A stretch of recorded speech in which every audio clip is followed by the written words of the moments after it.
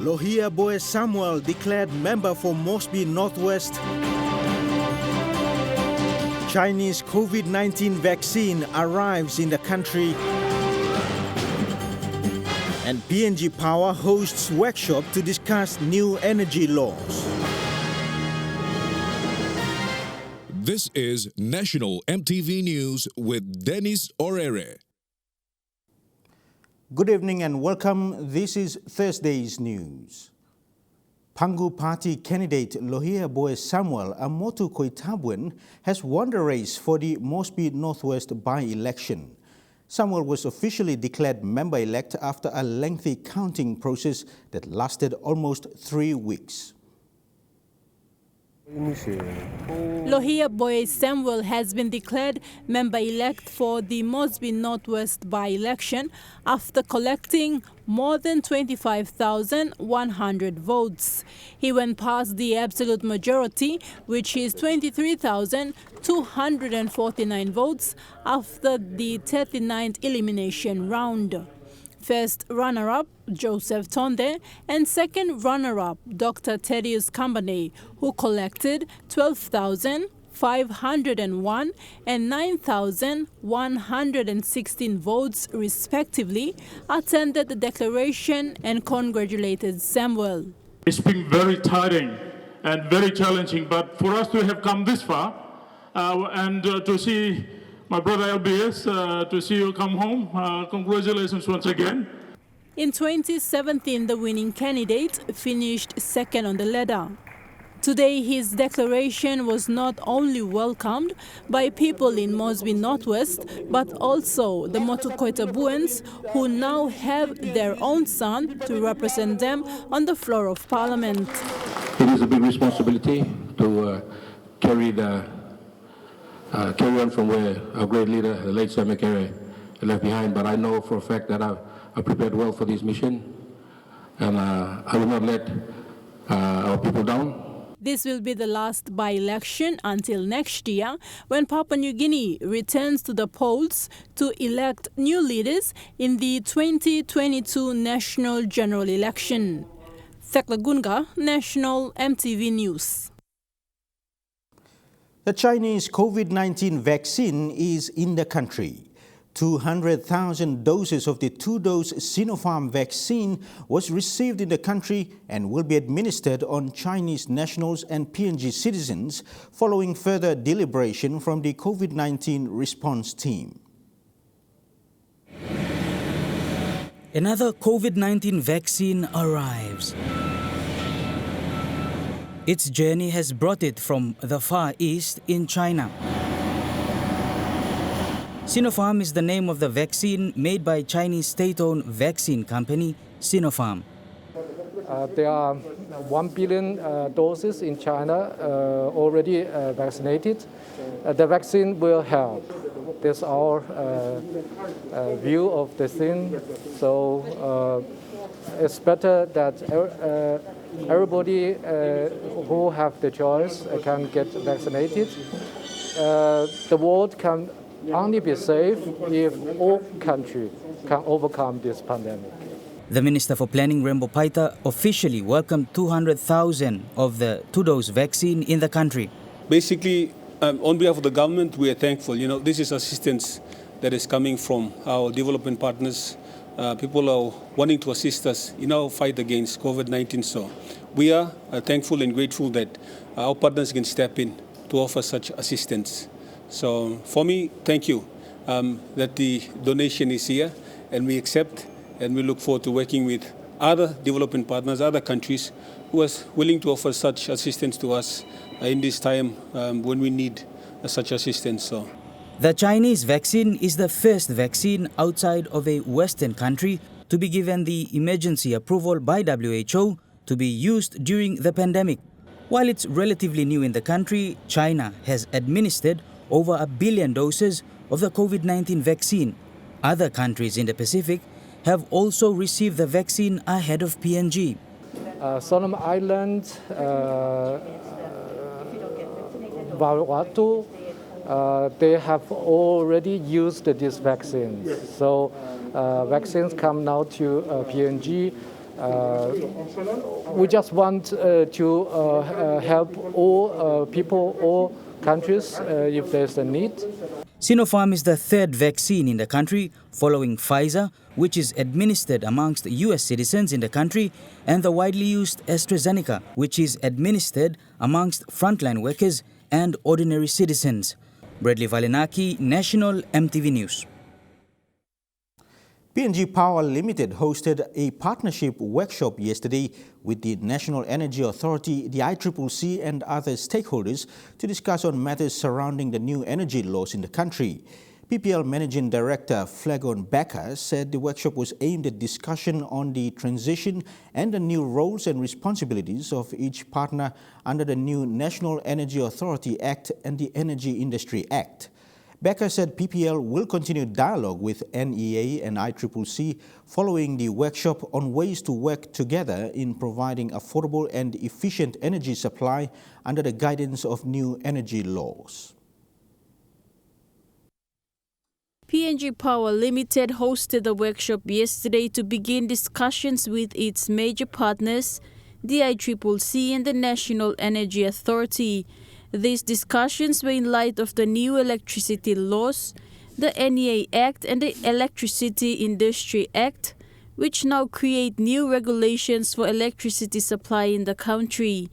PPL Managing Director Flagon Baker said the new regulatory framework leans away from creating another monopoly. It's the beginning of a journey that involves the NEA, the ICCC, IPPs and all our stakeholders. For us to drive lower tariffs and lower power prices and more reliability and higher availability in our assets nationally, we need to work together under a new regulatory process that is orientated around independence as much as a monopoly.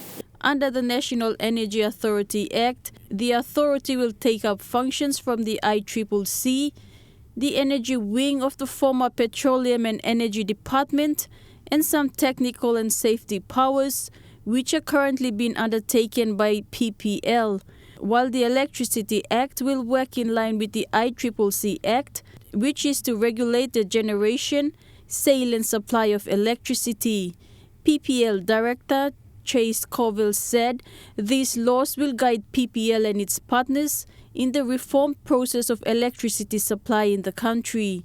Together, we can all utilise the new framework, the new regulatory environment to continue the reform process that's already been going for a couple of years, evaluate those reforms and then come up with a way that we're all cohesively, I guess, in agreement on to deliver those changes. The new laws will see roles and responsibilities passed from one entity to the other, and the PPL Managing Director said as this takes place, each party must understand the transitional process. A major concern that came across that I picked up on was during the transition.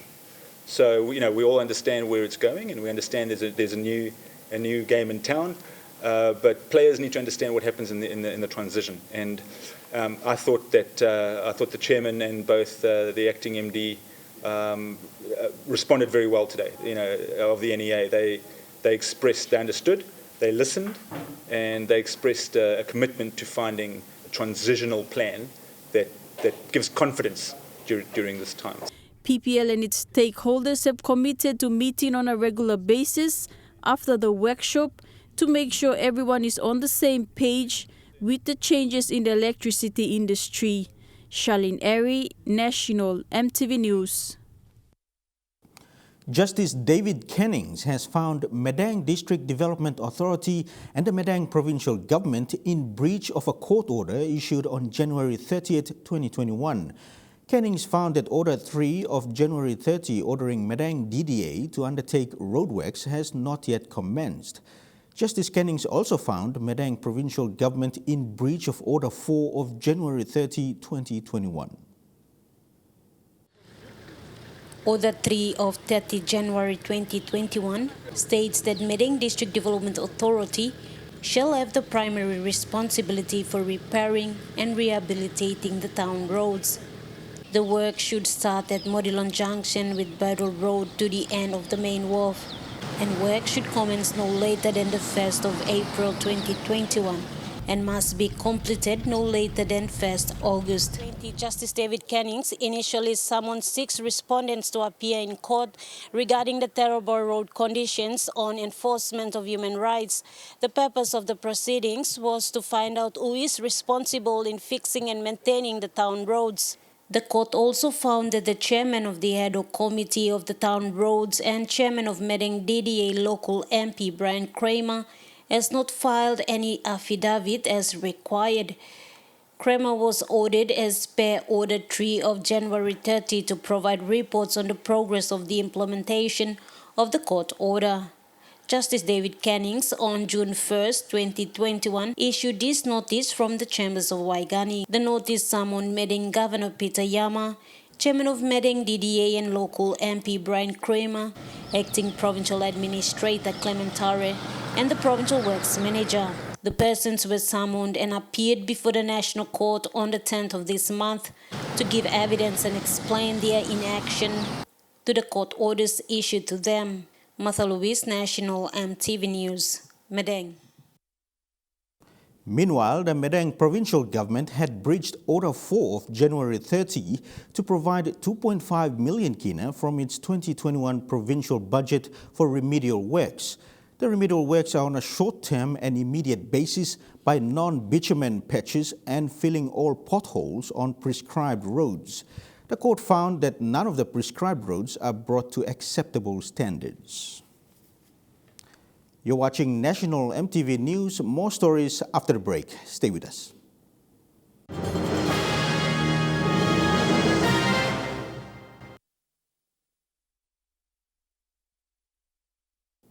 Welcome back to the news. Minister for Intergovernment Relations, Pila Niningi, has challenged people at various levels of administration in the public sector to be honest. He said this at the swearing-in of the chair and board members of the Heights Petroleum License or PDL-7 Special Purpose Authority. A two-in-one ceremony, appointment of 9 board members and the election of the chairman for the Heights PDL-7 Special Purpose Authority. The chairman, Ipule Stephen, and his deputy, Pastor Walawi Angai. Minister responsible, Pila Niningi, was bold about the matter of public service. He didn't want any foul plays. Please, for one blood time, that's all. You must run him or something straight. Wallah narblalan kai go bian narblalan kamila kai and this person you now change. The Special Purpose Authority is set up for development purposes in Heights and will work closely with the Como local level government to deliver services to the people. The PDL-7 Special Purpose Authority is the second of its kind set up in the district along with PDL-2. Me suspending one blood finish. No can you na. Treasury or manager, you will sign na kissing money nothing. I mean no money blow you or money blow one blow man. And money blow you blow man must put him to assembly. Now you blow him board meeting or you blow must scale money according to also you blow scale money straight. Bradley Valenaki, National EMTV News. The Department of Community Development is conducting an advocacy and coalition building workshop for women in the Highlands region in Mount Hagen. This is in partnership with UN Women to support women in political participation and leadership roles. This is to ensure that PNG women decide either to support the national government's temporary special measures in reserving 5 regional seats in the 2022 national elections or not. The Advocacy and Coalition Building Workshop is meant to draw women in all sectors together to find a way forward in deciding to support the national government's temporary special measures or agreeing to support women candidates to stand for the national elections. While there may be some disagreement and confusion of their roles, some saw it as an exposure for women to become political leaders. At least women, we are given a space in the parliament.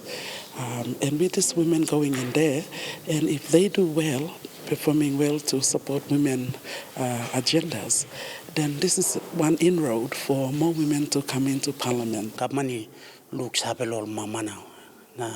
I think me looking very important too. Or mama must stop inside of decision making.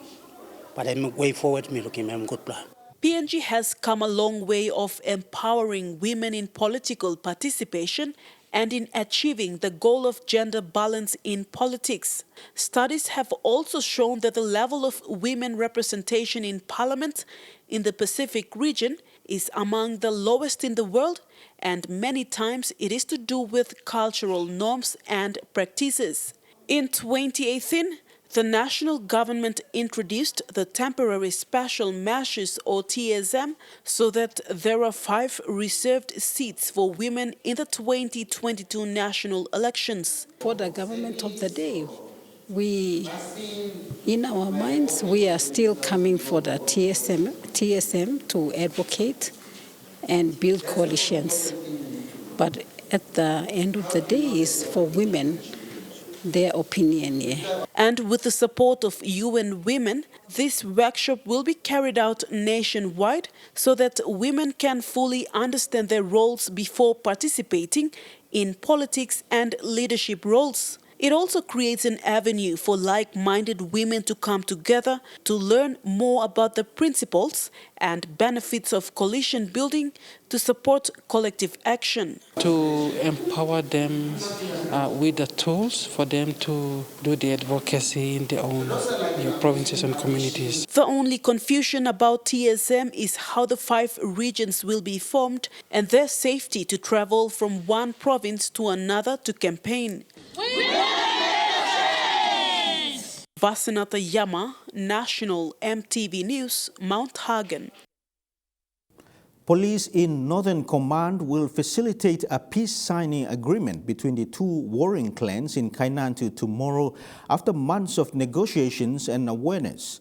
The fighting that started in February following land disputes had created factions among the 2 clans, affecting normal life, business activities, schools and commuters.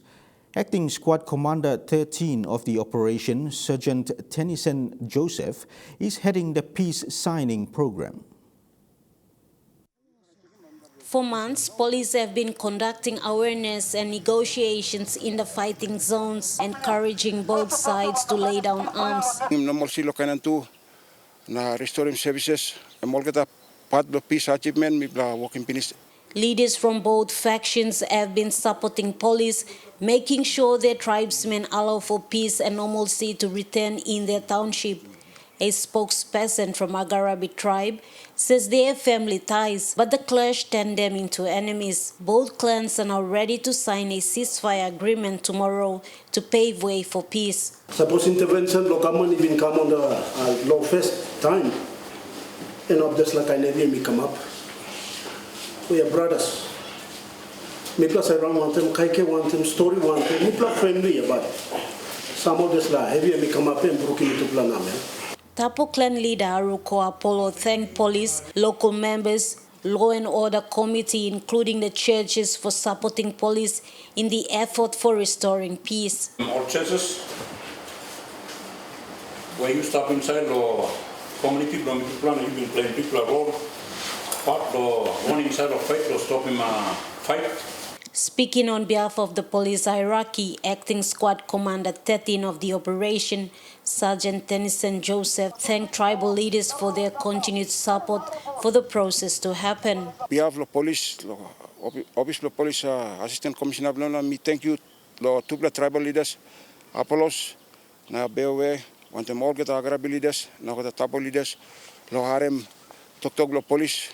Put them down, lay them down arms.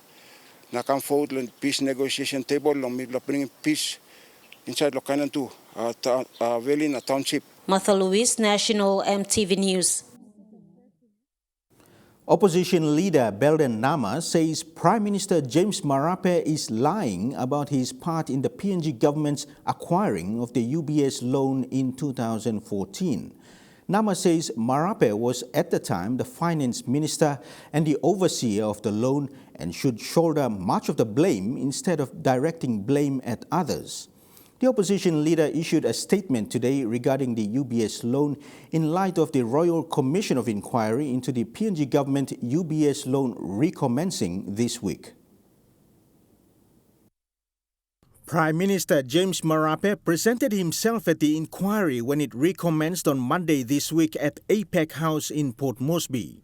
In the news conference that followed, PM Marape said the inquiry is not to pinpoint certain figures, but to iron out the transaction involved. This is part of a process so that Papua New Guinea government system must not be used by one or two persons in positions of authority to siphon off millions of kina for our people that should have supported budget, for instance, at the time 2014 budget, into an investment that today we don't own any more shares in oil sets. Totally lost, including the money we lost. The Prime Minister said the inquiry is aimed at identifying those responsible and prosecuting accordingly. This inquiry has a criminal prosecution intent to it. We'll go down this path. And for those who use our country to benefit for themselves and benefit for organizations, well, I hope that this inquiry will unearth those with criminal culpability, and due restitution will take place, and due penalty prosecutions will take place at the conclusion of this inquiry. Global scale, I call upon UBS. Wherever you are, whether it was UBS Australia facilitate this one, UBS should come and assist this inquiry. In a statement released by the Office of the Opposition Leader, Belden Nama, today, Mr. Nama says the Prime Minister, who was Finance Minister at the time of acquiring the loan back in 2014, should stop insulting the intelligence of Papua New Guinea by lying, as he was a key figure in the loans affair. The opposition leader says Marape was duty-bound to ensure all processes were followed, with then Prime Minister Peter O'Neill not having that narrow obligation that the then Finance Minister had. Nama also says in the statement that the Commission of Inquiry is dealing with the same evidence as the Ombudsman Commission did in its report, and that the OC report clearly names Mr. Marape in his then capacity as Finance Minister as being culpable. And now looking at the Nest Fund market report, the kina opened unchanged at $0.2850 in the interbank market. At Bank South Pacific, your kina will buy $0.2775 $0.3634 Australian dollars, $0.3932 New Zealand dollars, and 29.99 Japanese yen. Looking at commodity prices at New York close, gold is trading higher, coffee closed higher, cocoa and copper closed higher. Palm oil and copper closed lower, crude oil is trading lower. And on the stock market, the Dow Jones closed higher, the ASX 200 is trading lower, and the All Ordinaries is trading lower.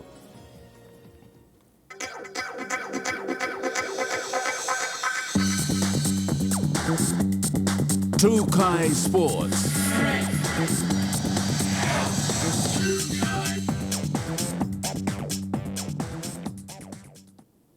Welcome to Trukai Sports. The Palais had little to no support in their preparation leading up to the World Rugby Sevens repechage tournament held in Monaco last weekend. Yana Zoriri recaps the action from the Palais opening match. In 2018, they're progressing along their rugby path. The girls took on a least experienced side, Tunisia, in their first match. 30 seconds after kickoff, Flyaf Ketupuro was sent to the bin for this tackle. Gone beyond the vertical. Oh, this is trouble. Lifting tackle.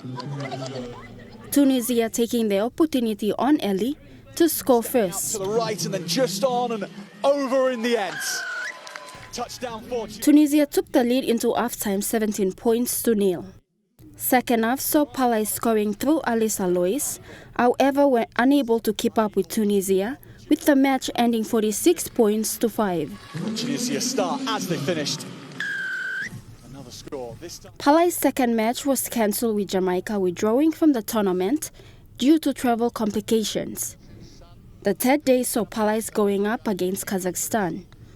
Palais' sloppy defense made way for Kazakhstan to score first. Another attacking opportunity for her team here.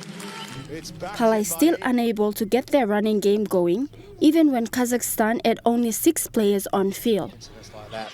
Very strongly indeed. So all these players have Kazakhstan outmuscling the Palais to take on 17 points to nil lead at half-time.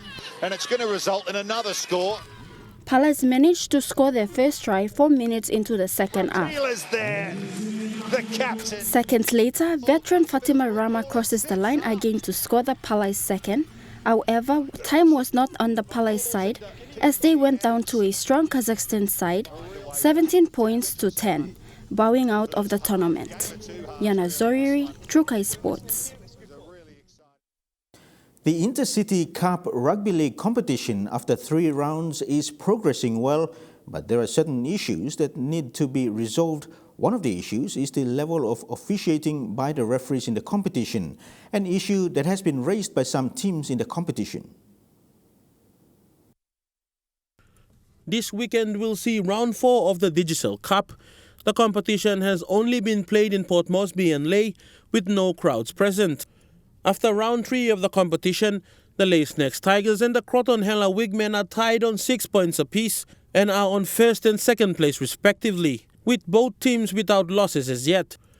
The Mendi Muruks are in third place. In fourth is the Port Moresby Vipers, fifth the Rabaul Gurias, sixth are the Central Dabaris, seventh Wagi Tumbe. The Kimbe Cutters are on 8th, the Hagen Eagles on 9, and Engamioks on 10th. 11th are the Gulf Iso, and on last place is the Goroka Lahanis. The competition has been progressing well, but there is still some issues that the teams are not really happy about. One issue is the level of officiating, which has not been satisfactory to some of the teams, with Bagelo Solian, the coach of the Gulf Iso, raising the issue of refereeing last weekend. Speed sets of 6 on the 5th tackle, on the 4th tackle, that really hurt us. And that all mounted to pressure, and in the end it turned into points against us. So. But then again, like I said, I'm not too happy with the referee's performance. I reckon it's pretty much, club football, even the under 15 schoolboys referee can do a better job than that. Fidelis Sukina, Trukai Sports. And that story wraps up Trukai Sports, the weather report after these messages. Stay tuned. Trukai Sports.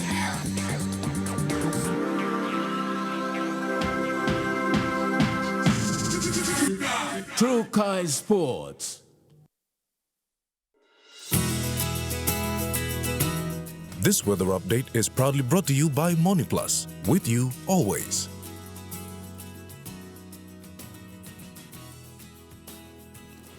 Regional weather forecast for tonight and tomorrow in the southern region.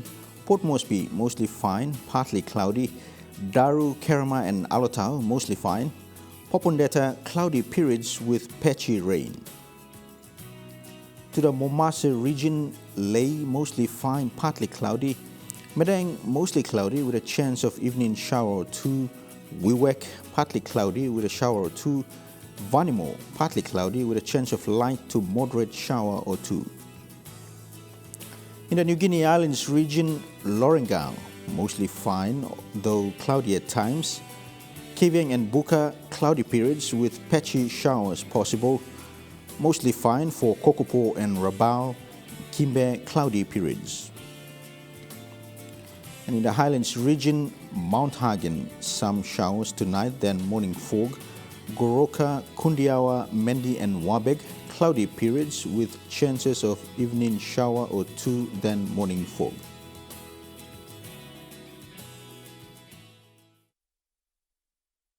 The weather update was proudly brought to you by MoniPlus, with you always.